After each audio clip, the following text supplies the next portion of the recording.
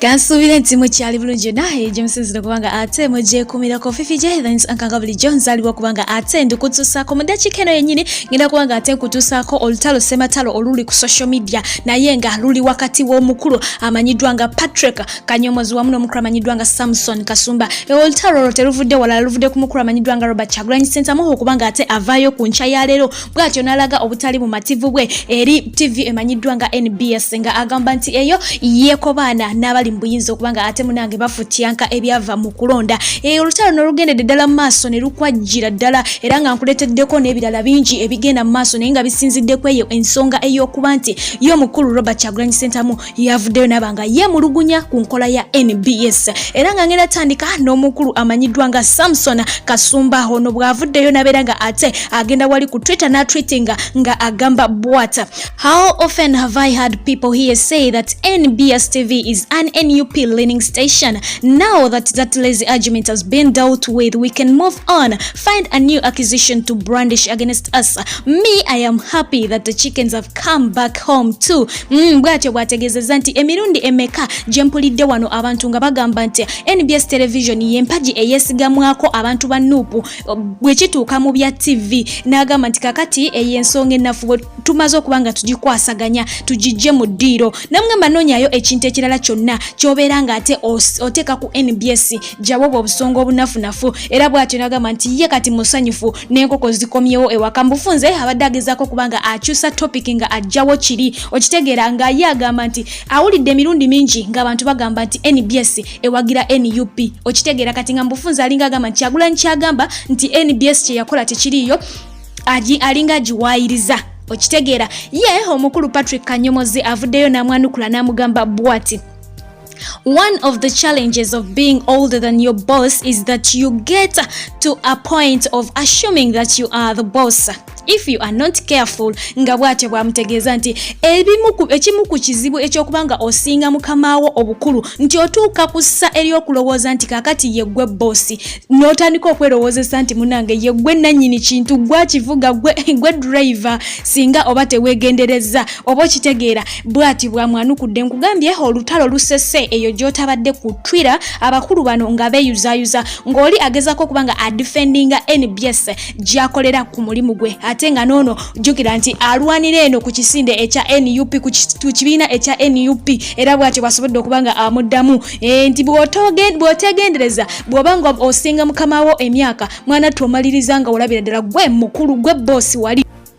Akantu kano omukulu Patrick kagambye Samson kamuyingidde era nga tasirise bwatyo amuzeemu n'amugamba it's not a crime being as old as I am. I think you can do better than ad hominem. Am I wrong? I can take this approach if you have elected, but I think that young people here expect better from me and you, but if you insist we go this way, then let me know and we shall. I am not bad. Nga kikyategeeza nti munange nze okubanga ndi mukulu nga bwendi si musango. Namugamba naye nze kyensinga okubanga ndowooza nti gwe buno bwe buzanyo bwosinga okubanga otegeera bintu byakukaayana ndi mukyamu kwekyo. Bw'atyo n'ayongerako n'agamba nti bwebanga eno ye approach gyosazeewo tukolemu ekintu kino ba gyosazeewo okulonda yakubanga tukaayana yengeri gyoyagala tukwasaganyemu ensonga zino sirina buzibu naye kyolina okubanga ojjukira nti waliwo wano abaana abato abasuubira ekisingako ku kino muffe ate nga batutunuulidde naye bw'obanga olemerako tugenderemu eno layini ey'okukaayana tewali buzibu tukayane ntegeeza tukayane tugende mu maaso beera ng'okintegeezaako naye nga kyolina okubanga ojjukira nti nange mu kazannyo kano siri mubi nkitegerera ddala bulungi ekintu kusika muguwa tujja kugusika paka we gunaakutuka kaakati nno bwe batyo basazeewo okubanga ate mwana to betwala wali wona saketi nga basinziira eyo ku Twitter eyo abakulu bano ensonga kwe bavudde njikunyonyodde bulungi era nga awo basobodde okubanga bakola ki batuuse ensonga zaabwe ono abadde agezako kubanga ate adefendinga brand yaabwe ya NBS kubanga gyakolera ate nga noono agezako kubanga adefendinga ekibiina kya NUP yenga omuntu kubanga supporter waakyo tukimanyi bulungi nnyo kakati omukulu ono ateewumuza kalifa aganaga magatto oba kiki banange magatta ensonga zino era amaze naye n'aziyingiramu era nga ye avuddeyo n'agamba bwate everyone is becoming your enemy. I don't think attacking the media is a win than a total loss. Soon CNN is next. Nga kikyategeeza nga agamba omukulu Robert Kyagulanyi Ssentamu aka Bobi Wine nti buli omu kati atandise okubanga afuuka mulabewo.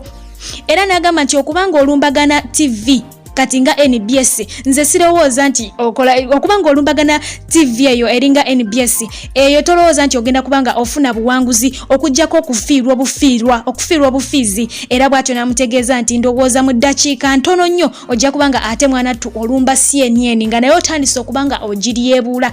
Magatte oba kiki? Simanyi naye awo nga tuvuddewo ye omukulu amanyiddwa nga Alan Tonix. Tumumanyi bulungi omukulu ono naye ensonga zino tezimulese wabweru naye aziyingiddemu. Nga bwe nkugambye nti guno omukolo gwayimbudde abawanvu n'abampi buli omu gwe kikwatako basitukiddemu naye yavuddemu n'awa endowooza ye ku nsonga eyo ey'omukulu Robert Kyagulanyi Ssentamu. Yavuddeyo n'awandika ng'agamba bw'ata stop attacking NBS television for doing their job.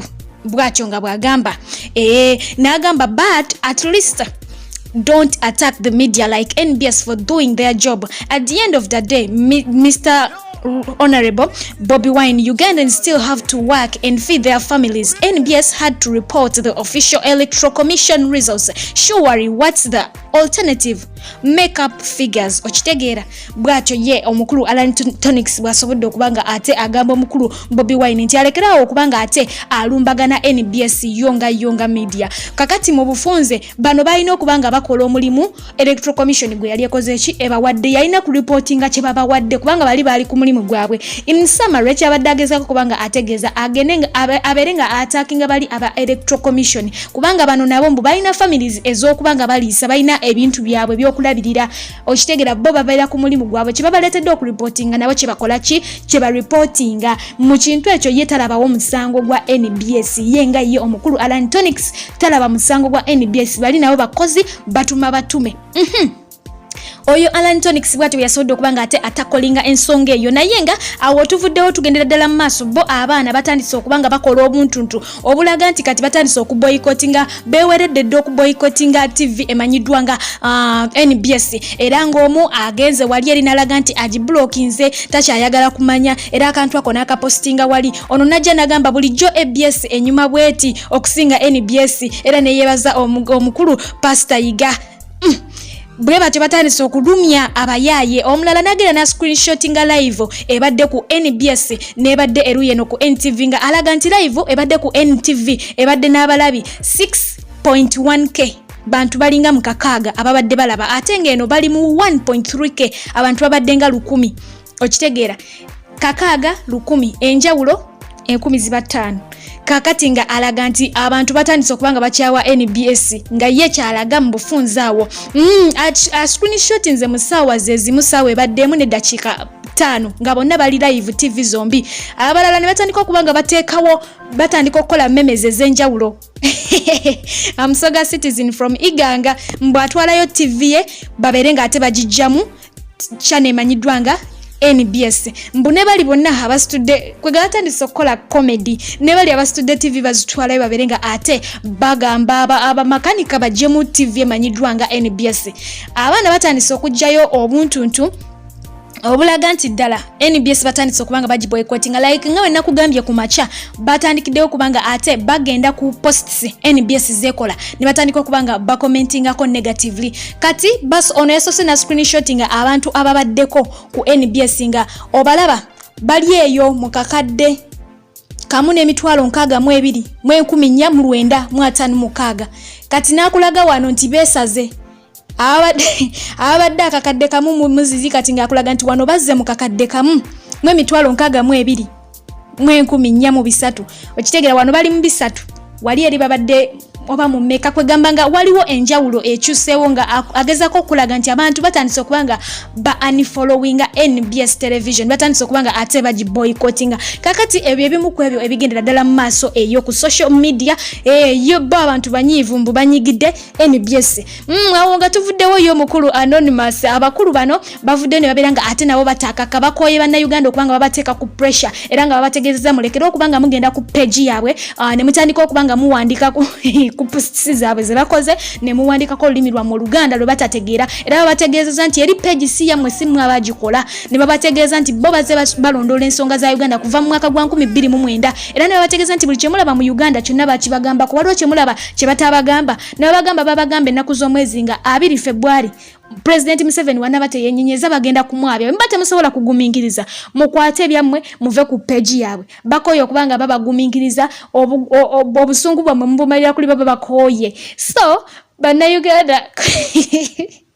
Banauganda mulekerawo kubanga muteeka ba anonymous ku pressure Zika kastabera mu kintu ye abera munyivu era ye abera point blank akugambirawo era abagambiddewo ayogera kati ng'omusezi asera emisana okitegeera ye abagambi mulekerawo kubanga muteeka ku pressure kisokera ddala Uganda si eyo kensi nti gye balina okubanga bakwasaganyako naye mwe page yaabwe mugifudde ya bizibu byammwe balina ensi nnyingi ze bakolako ze baddukanya ze bakwasaganyako ebizibu lwaki siberekereza atakumira mpera n'abankumira musube bulungi mbagala nnyo mweraba